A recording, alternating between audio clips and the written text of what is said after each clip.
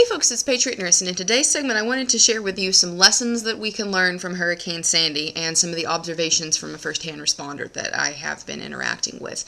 For the sake of this gentleman's privacy, I will not release his name and relevant identification information, but I do want to share with you guys information that he wanted me to get out to you. He contacted me with really the information as a burden to him, and he said, I really want people to know what happened. I want people to know what I saw so that people will be prepared, and obviously for privacy concerns and reasons we can't particularly go into for him, that was not something he could do. So I wanted to share with you the observations that this gentleman conferred to me and try and put some feet on this as how we can practically apply the lessons learned here. The first of his observations was that there was no food and no potable water for a large portion of the populace, especially in the harder hit areas and in the projects. The second was that there was a great shortage of routine medications, the medications that people normally are on every day, the medicines that they take for their blood pressure, for a heart arrhythmia, etc. There was a run on those medications. The third was lines and riots for food. The fourth was that the ER was overwhelmed. So let's go ahead and let's unpack just these four right here. The first was that there was no food and no potable water in certain areas. For many reasons, this having a stockpile of food and water is much more challenging for people in urban environments and even suburban environments, mainly because storage space is at a premium. And God knows in New York, when you're paying $700 for just one room with your rent each month, that can be a particular challenge. But for us as preppers, to unpack this, I think we can obviously take away the beans portion of the beans, bullets, and Band-Aids. We need to make sure that we do have food stored up. And this doesn't have to be a 0 to 60 approach, meaning you don't have to, furiously pack food away. This can be something that is an incremental achievement. If you don't have any food in the house as yet, extra, store up 2 weeks, and then from 2 weeks get a month, from 1 month get 3 months, etc., etc. So if you take small baby steps approach, you can usually have a greater amount of success and also a great amount of personal satisfaction with that achievement because it's something that you did and you worked towards. So let's look at the second point here, the run on routine medications.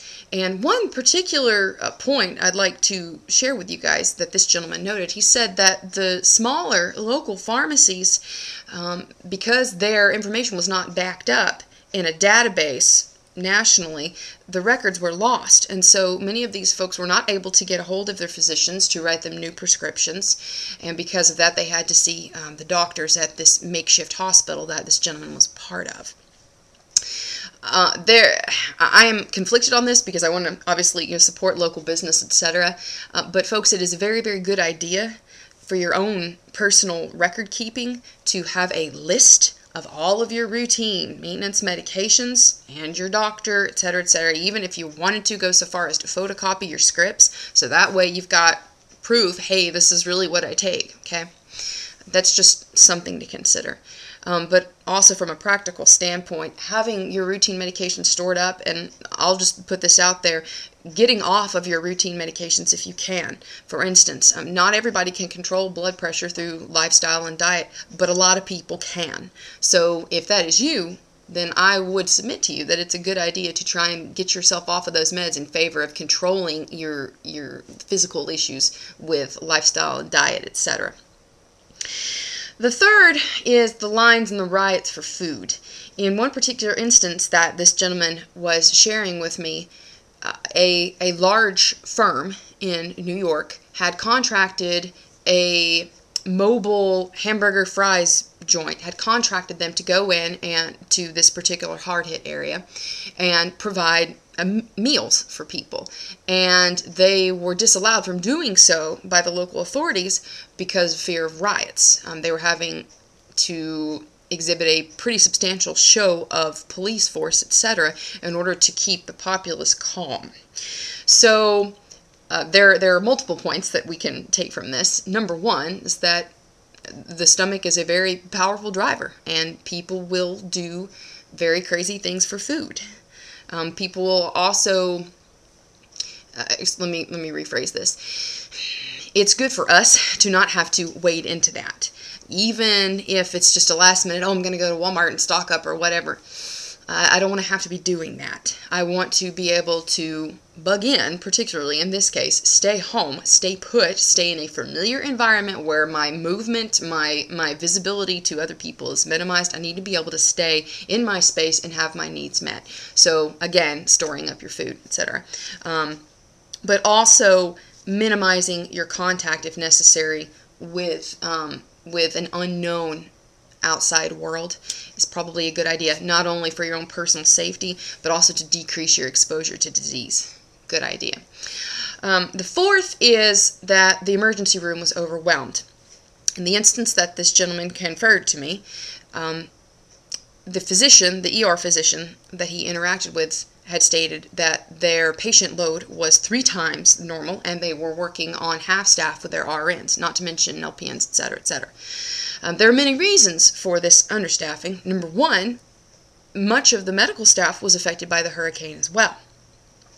From the patient load standpoint, people are getting sick, injured, hurt, etc. It's damp outside. The sun's not out. There's refuse floating around, contaminated with human body fluids in many cases, perfect breeding ground for bacteria. So people are getting sick at a greater rate. There's a lot that we can take away from this. This is one of the reasons why I teach my classes, because in the event that you are not able to get out to a hospital, or, check this, the hospital is not where you want to be for many reasons, because it will get you sicker. You are at a risk for being hurt by people who are not in their right mind there, because I want my family seen right now. I don't care, and whoop, there goes the weapon. It happens, folks. That's why we have security at hospitals. There are many points that we can take away from this, not the least of which is that, number one, if we are able to store our medical supplies and be proficient with taking care of our family. Like I said, that's one of the reasons why I teach my classes, because I want people to be able to have the skills, not just the stuff. It's one thing to have stuff and bandages and gauze, etc., but until your brain is opened up and unpacked and you really sit down and examine, holy cow, there's more to this than just slapping on a dressing. I need to know what to look for. I need to know how to intervene if things start going downhill with one of my family members. So for us as preppers, what we need to take away from all of these things is, number one, reinforcement of what we already know, the beans, bullets, and band-aids. But two, having a fresh realization that this stuff does happen here. It can get very nasty very quickly. So what we need to do is take and learn from when these instances come up now. Take and learn from them. Mull it around in our heads a little bit and try and freshly apply this to our lives with the new information that we've gleaned. So that's what I have for you guys today. I wanted to, number one, communicate the information that this gentleman had confided in me, but also give us a renewed vision for applying these principles and these precepts into our prepping. Wanted to let you guys know about the upcoming Patriot Nurse classes. The next one will be January 20th, Sunday, January 20th in Philadelphia. It's in the Valley Forge area. So I encourage you to go ahead and make your way on over to the website and sign up. It's a wonderful Christmas, Hanukkah, random pagan festival, Kwanzaa, use your tax return. Way to gift something to your friends and family.